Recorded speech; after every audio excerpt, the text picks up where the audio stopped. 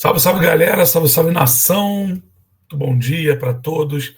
Estamos chegando com mais um videozinho aqui no canal Bruno Castanha 2. Estou pensando em mudar o nome desse canal, mas por enquanto vai ficar esse aí mesmo. Aqui só vídeo, hein? Nesse canal, só vídeo. Canal live lá no canal Bruno Castanho, o principal. Então, compartilha com seus amigos, se inscreva no canal para poder esse canal aqui crescer também. E aquele galera que não tem muito tempo de assistir todas as lives, vai vir aqui, vai ter vídeo, vai ter corte, vai poder acompanhar e ficar muito bem informado, principalmente daqui a pouco. Começa aí mercado da bola, então para a gente sempre estar atualizando vocês com todas as informações, tá certo? Então deixe seu like, compartilha com seus amigos, se inscreva no canal, que é muito importante para o nosso crescimento. Vamos falar da classificação do Flamengo de ontem no sufoco, rapaz, no sufoco.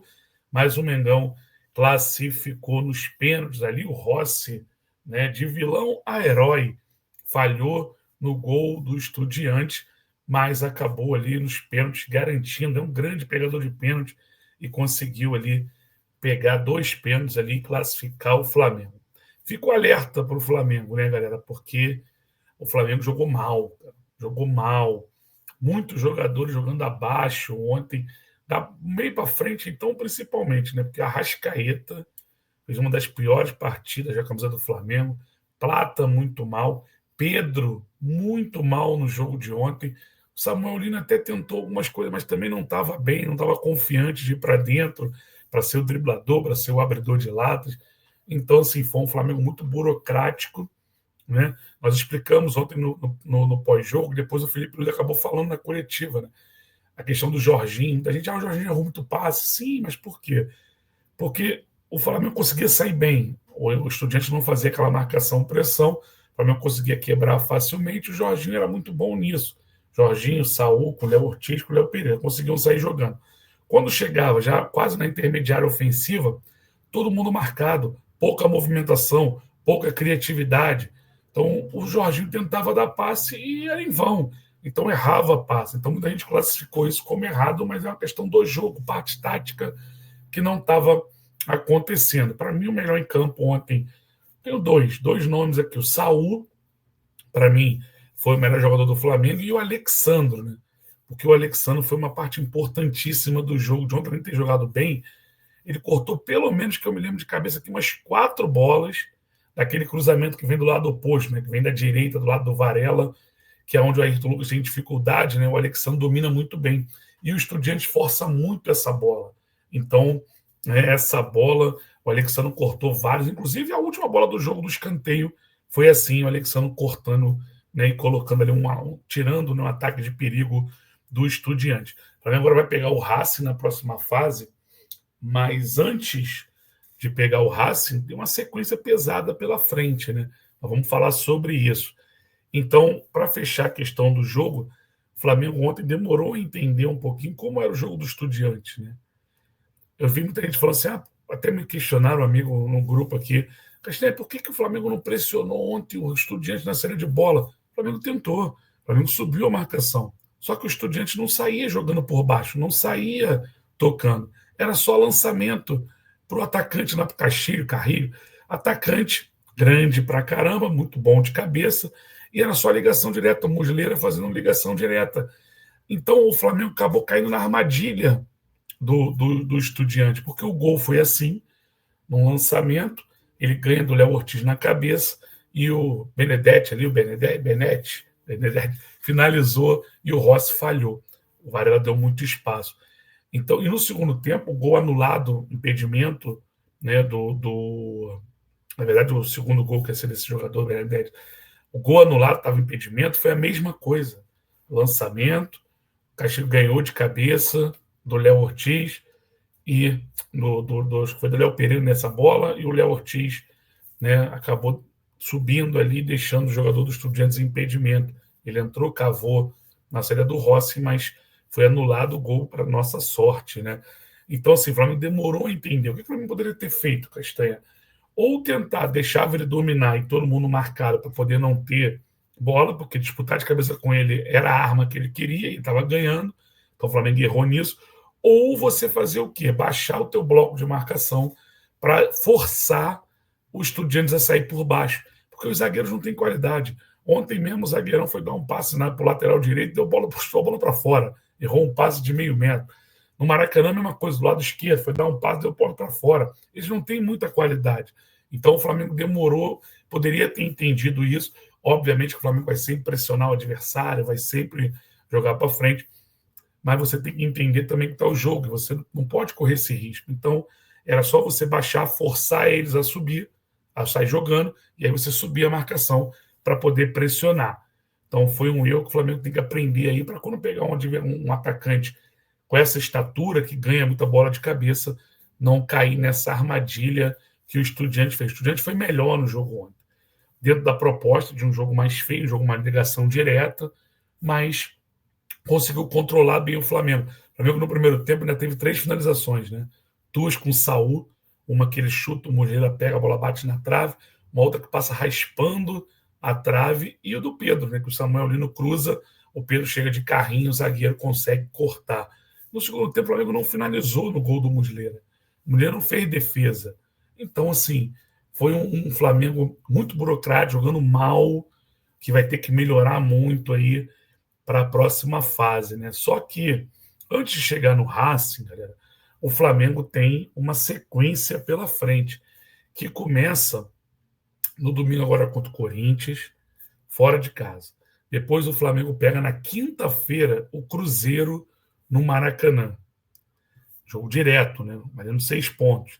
Depois o Flamengo vai até Salvador jogar contra o Bahia. Jogo difícil também contra o Bahia lá, né, na Bahia. Depois o Flamengo tem o Botafogo no Newton Santos. Então são 2 jogos fora de casa. O Newton Santos é no Rio, mas mando do Botafogo. Depois do Botafogo veio o Palmeiras, também no Maracanã, onde o Flamengo vai ter que vencer também todos esses jogos, né? Mas esses jogos com confronto direto. E aí depois do Palmeiras tem o primeiro jogo contra o Racing. Depois do Racing, o Flamengo pega o Fortaleza fora de casa, o Racing novamente, para depois pegar o Sport em casa. E aí se emprega uma sequência pesada, sequência de times que estão lá em cima, porque se você pegar, o Flamengo vai pegar o Cruzeiro, que hoje é o segundo, depois depois tem o Corinthians, né? Depois o Cruzeiro, que é o segundo, o Bahia, que é o quinto, se eu não estou. Não, quinto ou sétimo. Agora eu estou por ali, mas todo mundo no bolo ali. O Bahia está em quinto ou sexto. O Botafogo, mesma coisa. O Botafogo acho que é o quinto, né? Mirassol é o quarto, o Botafogo é o quinto. E o Palmeiras, que é o terceiro. Ou seja, o Flamengo pega todo mundo do G6 agora nessa sequência. Então, o Felipe Luiz ele vai ter que fazer muito bem o que a gente chama de gestão de grupo, gestão de elenco, que não é só o convívio do dia a dia, é você saber rodar os jogadores. Por quê? Não vai dar para jogar sempre com o mesmo time. Vai ter que rodar o time, até porque tem elenco para isso. Mas não é, preste atenção, para colocar um time inteiro de reservas. Vai rodando, tira 3 aqui, 4 ali, vai rodando, porque você tem elenco.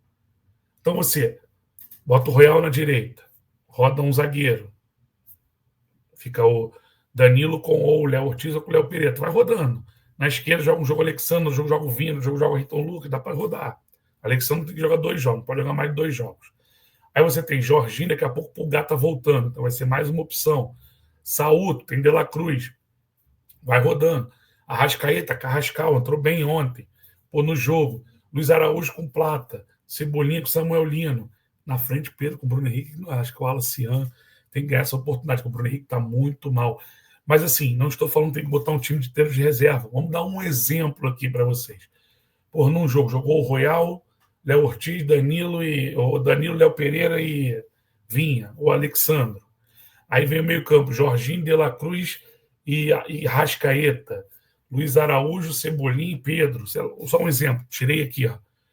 Só como exemplo, tirei o Plata, tirei o Samuel Lino, tirei o Saúl. E tirei o Varela. Então tiramos 4 jogadores.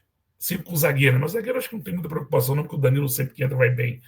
Então trocamos 5, mas temos 5 titulares. Estamos ali com a Arrascaeta, estamos com o Pedro, estamos com o Jorginho. Aí no outro jogo, tu já não tem o Jorginho, tu volta com o Saúl.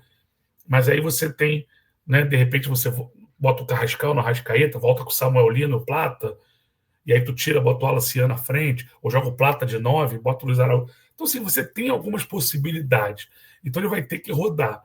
Não dá para jogar sempre o mesmo time, todos os jogos, mas também não pode descaracterizar muito o time como fez contra o Vasco, que foi um problema que o Felipe Luiz fez. Escalou um time inteiro de reserva, e aí, praticamente inteiro, né, só 3 titulares, e aí deu um problema de entrosamento também. Então tem que saber fazer boa gestão, porque não tem jeito, galera. São jogos complicados, até para você manter a intensidade de jogo, de você pressionar o adversário o tempo todo, como o Felipe Luiz gosta de fazer. Você precisa de jogadores mais frescos, mas não rodando o time inteiro contra o Vasco. Acho que o Felipe foi mal contra o Vasco, rodar todo mundo, podia ter colocado um time mais mesclado, mas é isso. Agora, preocupante a escala, o desempenho do Flamengo no jogo vai ter que melhorar. Sobre o Rossi é aquilo, né? Um bom jogador com pé, faz bem a saída de bola do Flamengo, tá tomando os golzinhos, falhou na bola aérea contra o Vasco, falhou contra o Ceará, ontem falhou novamente, ele falou sobre isso, mas nos pênaltis acabou garantindo. Espero que isso dê confiança para ele também, para o Rossi, porque a gente precisa, porque o nosso reserva é o Matheus Cunha que não joga, então a gente precisa que o Rossi, né, volte aquele Rossi, aquela confiança alta para o Flamengo conseguir na sequência aí ser campeão brasileiro da Libertadores. Vai ter que melhorar muito para jogar contra o Racing, mas até lá tem uma sequência muito forte em que o Flamengo, se quer o brasileiro, vai ter que ganhar. Tá certo, galera? É isso. Mais tarde tem live lá no canal Bruno Castanha. Aqui só vídeo, tá? Sigam lá a gente no Instagram, Bruno Castanha Oficial. E a gente vai estar sempre fazendo vídeos aqui para vocês. Tudo que sair do Flamengo, nós vamos trazer aqui para vocês no canal Bruno Castanha. Então, muito importante que você se inscreva no canal, compartilha com seus amigos e deixa aquele like. Quanto mais like, o YouTube mesmo vai recomendando para outras pessoas. Tá certo? Projetinho novo aqui, canal Bruno Castanha 2. Deixe seu like e compartilha com seus amigos. Tamo junto, galera. Ó, deixa eu só dar um recadinho aqui.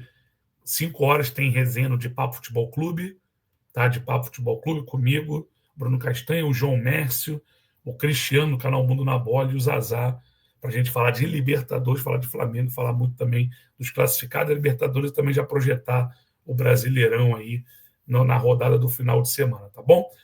É isso. Tamo junto, galera. Saudações, aquele abraço. Fiquem com Deus.